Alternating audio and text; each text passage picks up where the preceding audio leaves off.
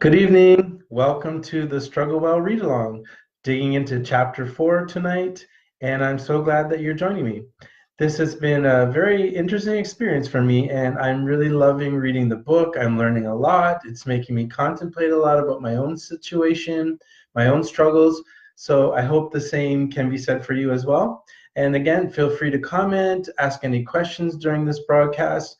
As usual, I will dig into some of the highlights that I have underlined when reading and give a little discussion or what they mean to me, but I would love to hear as well what they mean to you. If you're watching this broadcast after the recording, I should say, thank you for doing that. And feel free at any time to also comment. Even though you're not watching it live, I will still get notified of your comments or questions after the fact as well, and promise to deal with them. If you have questions for Ken or Josh, the co-authors, I will also make sure to reach out and find some answers for you. So, excuse me, this chapter deals with shame, and I thought that this one, well, I've liked all the chapters so far, but this chapter on shame has been very good for me. I've actually paused a little bit more while reading this one as compared to other ones because a lot of the points really resonated with me and are really relevant for me. So I'll get started and share the first part that stood out for me in this chapter. And what I underlined here is whether you grew up in poverty with few opportunities or at Harvard with many, the key to a happy, healthy, and fulfilling life is connection to others.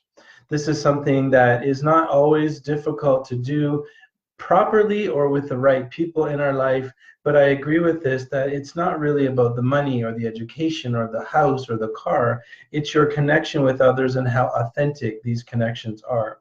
And I've been trying my best over my my life, and especially in the last few years since I started my journey, to make sure that the people I am connected to are helpful to me. And this is something that this chapter digs into. The next thing that I underlined was everyone's struggling and no one wants to be the first to admit it. This is a very true statement, I think, as well, for a lot of people around us, that if you go to someone and say that and you're honest and you're authentic and you say you're struggling and you're having a hard time, a lot of the times people will, find an excuse to disappear because they don't really want to hear the honest answer that you are struggling, that you are not doing okay. And unfortunately, this seems to be pretty common, but doesn't mean that there aren't people out there who are willing to listen. But I did like this, that just to remember that there's a lot of people out there that are struggling, but they don't want to admit it. And we have to be okay with that because there was probably a point in our lives, and there probably will be in the future, where we necessarily don't want to disclose or admit to others that we're struggling, that we feel a little fearful in doing that maybe, or a little bit scared. Scared and fearful, same word, I guess. But I think that in recognizing this, it helps us see that there's a lot of people out there who are just living and dealing on the surface, and not to judge and not to say that we can't be their friends or we can't have them in our family, but just to be aware that it is difficult to admit that you struggle, and so therefore not to be too hard on ourselves or others. The next thing that stood out for me was that we work against connecting with others because we view them as different, or because we're preoccupied with distractions, especially these days. In addition to this, the filtered picture of life that we see on social media does nothing to remind us that we're all in this together. We see pictures of what look like perfect lives and get the impression that we're alone in our struggles. This is a very important and interesting thing to point out, that on social media we put our kind of best feet forward, our best profile forward. I do that myself. I'm guilty of that, I'm sure. I've often said that Facebook exists to make other people jealous of your life, especially when you're on vacation. Like when it's wintertime here, my friends or people that I'm connected to on Facebook who never post will post a lot when they're on the all-inclusive resort in Mexico. And so they're showing this like, perfect, this is such a great life. Look at the beach, look at me, look at my cocktail, look at all this great stuff. And then when we're constantly seeing this, it's so difficult for us to think that those people are struggling, that they're having a difficult life like we are. And so then it makes it even more difficult for us to come forward and disclose to people and be honest and authentic.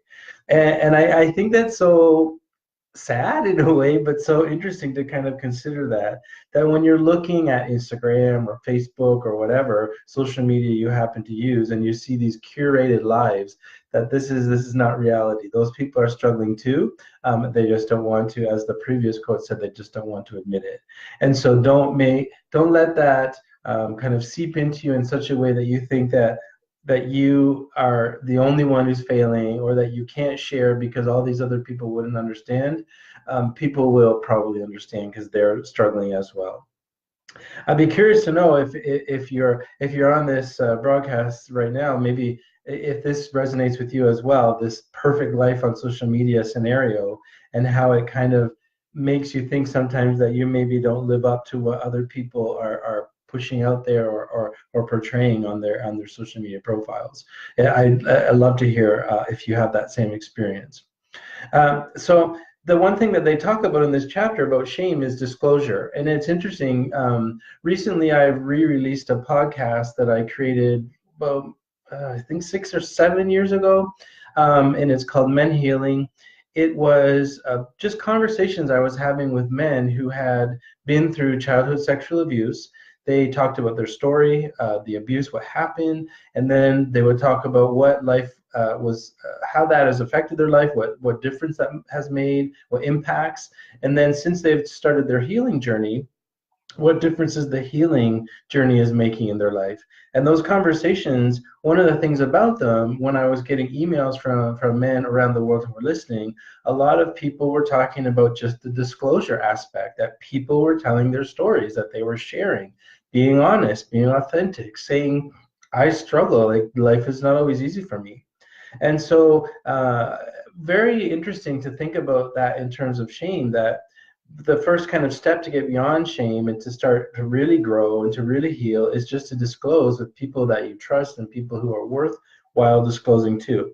So if you're interested, I will actually just type this into the comments here. The Men Healing podcast is the one that I re-released, and have made as many episodes as I could find available again, because for some people, for some men, it's really helpful just to hear another person disclose and talk about their experiences as well. And so this is the next quote, talks about this. When people choose to share their stories together, there is a mutual strengthening that occurs. People realize that everyone has been through major tragedies. Everyone has behaved in ways that cause shame. However, that realization doesn't create an impression of weakness. Rather, it builds a sense of strength and freedom when hope returns.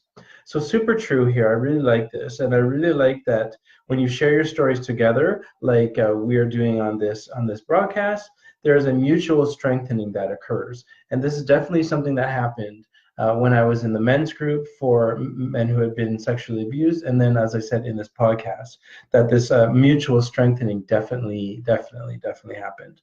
So if you're interested in that podcast, it's available on my website. There's a post I actually put out earlier today that you can find. And if you know of some man in your life or men in your life who you think might benefit from it, please pass it on, because when I first released it, before podcasting was really a thing and people even knew what a podcast was, I got tons of emails from all over the world of people saying how helpful it was to them. So I decided that I should re-release it in this renaissance of podcasts that is happening right now. So take a listen if you have a chance. This is similar to what we were kind of I mentioned earlier. It feels more comfortable to deal with surface level issues using surface level solutions, but here's the thing. This is an inside out game. If you want to fix the outside, you need to start with the inside. It doesn't work the other way. So this is a really interesting. I will talk a little bit in a little bit about tree pruning, something that I have done in my life when I learned more about boundaries, when I learned more about being healthy, when I learned more about self-care. I decided that I needed to prune some relationships and some toxic people and unhelpful people out of my life. And one of the things I looked at were the types of people that just hang out in bars a lot or just hang out at parties, and it's very surface level, and they were using surface level solutions to deal with their stuff. And I thought, this is not really helping me, because it was helping me to just be distracted, to just avoid. digging into the things that I needed to dig into to become a better and happier person. So I decided to do some tree pruning, and I cut a lot of acquaintances out of my life and out of my schedule to try to spend more time with the people that really mattered. And I don't really miss it. I don't really miss that kind of acquaintance crowd. But it was interesting to be able to look at that and pause to reflect and think about, what is this person doing for me in my life and vice versa. And if it was just surface level, I didn't keep that relationship. So here's something that this is quite a sizable highlight because I really like the whole paragraph, so I decided to highlight the whole paragraph. And Ken and Josh are saying here's what we know. There's nothing wrong with you. You're simply living out what happened to you, and you need to be retrained. So I should repeat that. There's nothing wrong with you. That's a difficult truth for a lot of people to handle when they've been telling themselves for years that they think there is something wrong with them. You're simply living out what happened to you, and you need to be retrained. Stop judging yourself and instead recognize that you're a function of your experiences and your training from when you were growing up.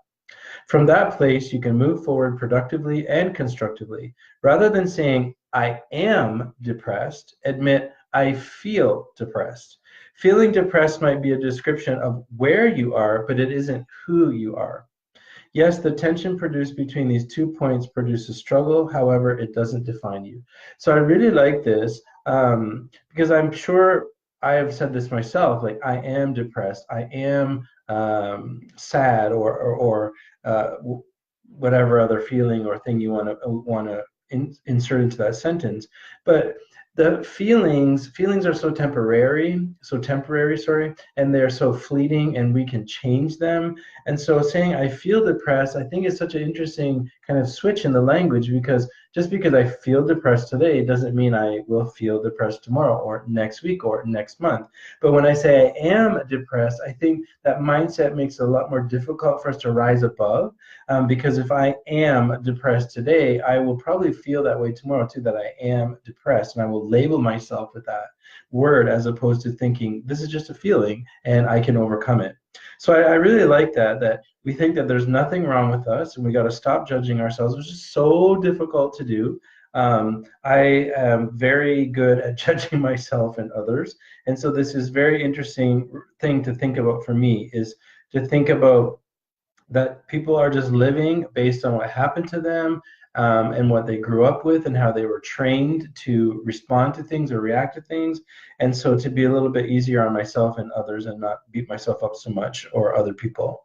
And this idea of feeling depressed is where you are, but it isn't who you are. So maybe like, where am I right now in my life? Maybe I'm feeling depressed, or I'm feeling like I'm struggling to stay, keep my head above water, but I am not that thing. It is just a part of my experience currently. So I really like that. Let me go on to the next point. And again, if you want to share or ask any questions, go ahead. I'm paying attention. I am paying attention to the comments. So the next one that I have, let me just get this one here. For those who feel stuck in shame, there is only one way forward in choosing the good: disclosure. This is interesting. It's something that I actually wrote or posted the other day in connection with my podcast, because the disclosure piece there, I just noticed again and again and witnessed again and again that when people would disclose and share their story with people who are empathetic and would listen and understand, then shame started to fall away. Like I think I've explained before, it's kind of like a burden is taken off your back. They use the analogy in this book of like a rucksack or a backpack with rocks inside it on your back, and those rocks are the shame that you can then get off your back, so that you can then move forward better, easier, and healthier. So I did really like that as well, to think about that in terms of the disclosure. So continuing with that, the experience of telling your story in the company of people who won't judge you is crucial. You need someone to take the stick away from you that you're using to beat yourself. I really like that sentence, that doing this disclosure piece and telling your story with other people will help those people kind of remove that shame from you that you are kind of beating yourself up with, and you keep putting yourself down and you keep judging yourself. And sometimes just in the company of others, you can have that kind of removed just by them listening to you and being understanding. So I thought that was an excellent way of describing it, because I know for sure that one of the cycles, the negative kind of cycles that I get stuck in more often than I would like, is the kind of shame and the idea of beating myself up, that I get down on myself, that I feel regret, that I feel guilty about certain behaviors or lack of good response. And it's hard for me sometimes to let that go. So I really like this idea of disclosure helping release shame by having someone else help take that stick away from you that you're beating yourself up with. So I thought that was really great, because that really is my experience sometimes. And then they have another thing to expand on this idea of that nothing is wrong with you. The moment people get the idea that they need repair, they are robbed of the power to change themselves. I thought that was such an interesting perspective. Is like, we're not machines that need repair. We're robbed then of the power to change ourselves if we think that way. So if you think about it, this is the way I thought about it, at least, is that, let's say I got my Kindle, it's kind of like a machine or device. And let's say I think that it is in need of repair, that it's broken, because I can't fix it. Would have no idea how to fix this. So if that means that it needs to be fixed or repaired and I can't do it, I got to send it off to someone else, right? It's someone else's responsibility to repair that.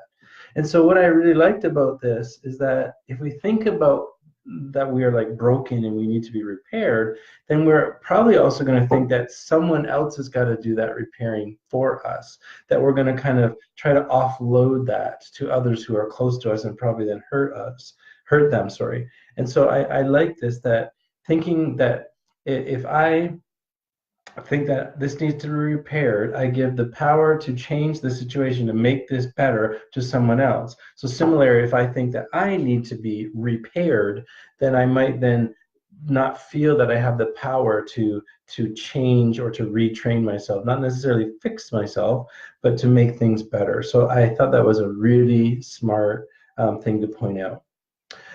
Next thing that I highlighted is, when you treat everyone as the person they can become, including, if I can point here, including yourself, they'll aspire to become that. But if you treat them like they are, including yourself, you'll lock them in place. This is a very difficult sometimes for me to kind of consider about the person that I can become, as opposed to just focusing on the person that I am in the present. And I recognize that if I don't look at myself in terms of what I can become and potential, that it'll be very difficult for me to aspire to become better. So I really like this reminder that you need to remember that you can become more than what you are presently, that with what you're struggling with now doesn't necessarily define you and mean you're going to be like that forever into the future. But also to consider that with other people, that if you are treating someone close to you, a partner, spouse, brother, sister, whatever, son, daughter, as they are, so maybe they're constantly frustrating you, maybe they're being mean to you, maybe they are being dishonest with you, and you think that they are that way, and you treat them that way, and you respond to them that way, then it's going to be very difficult for them to aspire to something better, to be a better person that you would like, because you are locking them in place with your attitude and idea about them, and probably your behavior and things that you say to them. So I know that I've definitely done this in the past to people, and I've seen them in this one way, and I've responded to them or reacted to them based on that one idea, and then it doesn't allow them to become something better or aspire to something else, at least in my presence. So I do really like that point that they've made in this chapter here. So I just got a few more things. I really like this too. There's this really interesting thing here. In essence, the goal, and this is talking about telling the truth and disclosing to people. In essence, the goal is to get beyond your head's inhibitions and share from a deep place within you. You share the things you don't want to share. So I like that, getting beyond your head's inhibitions. So you've probably had that experience before where you're starting to talk, you're beginning to be honest with someone and disclose and authentic, and then you might hold a bit back, right? Because your head starts to get involved, right? And you have certain inhibitions, and your brain starts thinking about things. Well, what if I say that? What are they going to say? And what if, what if, what if? And so I really like this, that in giving full good disclosure, you kind of get past and you get beyond the inhibitions that are going to pop up in your head that are going to kind of create these barriers, and then you just tell it. You say the things that you don't want to share, and once you do, like I said, those kind of that backpack full of rocks will just come off and you'll be free of that. So I did really like that, because I've experienced that for sure, where my head gets up thoughts and inhibitions get in the way, and then I don't go any further forward where I should be going. Um, Another thing I liked here too is that this talking about relationships again. If you recognize a relation is toxic, first you need to get healthy yourself, which may require stepping away from that person or people. Sometimes we need distance to achieve clarity about which people most deserve our time and energy. If you can't be healthy because of what's surrounding you, then you need to change your surroundings. Again, this is something that I did. I saw that some people were toxic, some people were not helping me, and I needed to get better. I needed to get healthier. I needed to be more clear on what I needed to do to grow. And so I needed to take a break from people, and it included some family members. And what I like also in this chapter is that they talk about sometimes those people need to be kind of kept out. Like you prune that branch and you just leave it on the ground.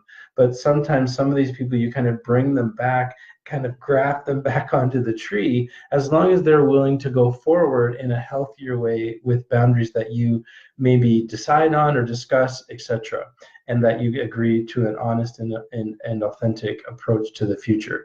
So I did like this idea, that you can't be healthy because of what's surrounding you, then you need to change your surroundings. And sometimes that could even be like your community. It could be where you live. It could be many things. It could be your job. I left a job a couple of years ago because there was just things that weren't good there. It was toxic. It was bringing me down. It wasn't healthy. I was starting to kind of go backwards in some of my growth. And so I needed to just leave. And so that sometimes is something that some people also need to do, which is not an easy decision, but something to maybe consider. And so one other thing I'd like to share here is by building up an understanding of what kind of debris you're personally carrying, you'll know what approach to use in dealing with new struggles. So this is something I really liked as well, that if you're understanding the stuff that's kind of in your way, the mess, the kind of rocks and shame and things that you're carrying around in your rucksack, if you understand them and see what you're carrying, that will help you in future when struggle comes in and blocks you and comes in front of your path again. You will be, as it says here, you'll know how to deal with these new struggles. So this is the great thing that I like about this book, is it's helping you to see how to kind of struggle well now, but that you will also be able then to go forward and continue a healthy and good and productive journey.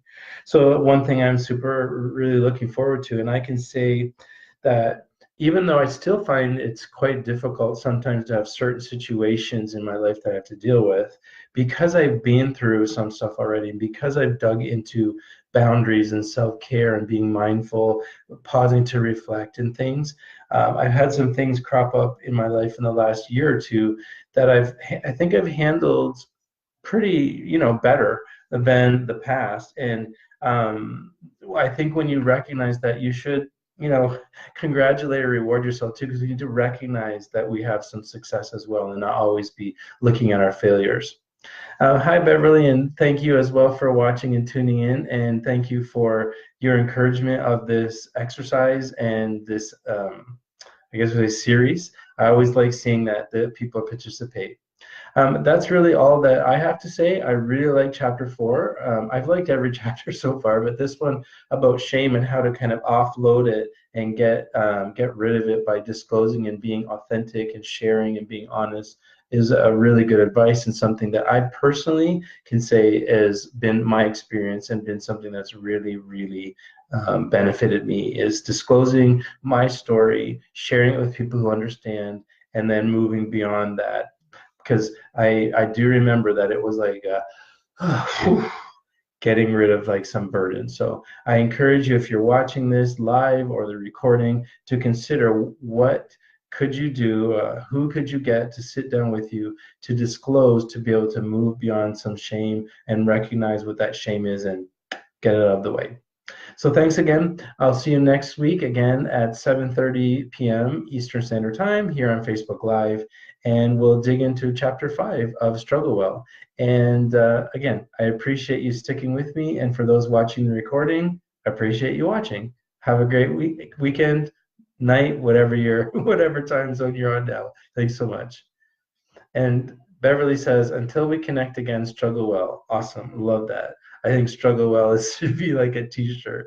All right. See you then.